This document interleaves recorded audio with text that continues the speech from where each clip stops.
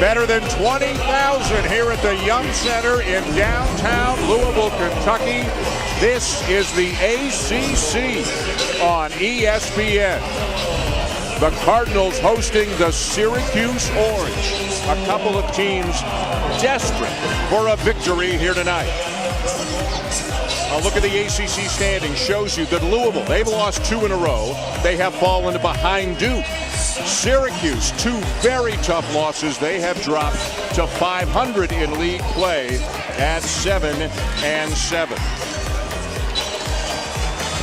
What's gone wrong for the Cardinals in their last 2 games at Georgia Tech and at Clemson? They just haven't made shots. 9 for 51 from three-point range as they lost both of those games.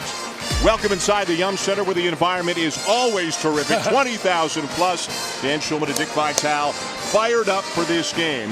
What is wrong with Louisville? What do they need to change to play better than they have the last 2 games? Well, they need Jordan Warren to be Jordan Warren. Like the PT Pier, he was in the conversation for Player of the Year. But those 2 losses, Dan, he goes 2 for 11, 1 for 8 shooting threes, and he was nowhere near the factor he's been most of the year. He has to step it up because that becomes contagious to everybody on the team.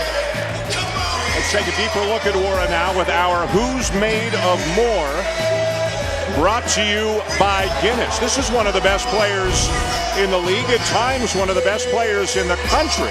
Second in the ACC in scoring behind only Elijah Hughes of Syracuse. But as Dick mentioned, he's really struggled the last 2 games. Didn't even start the last game. He's back in the starting lineup tonight.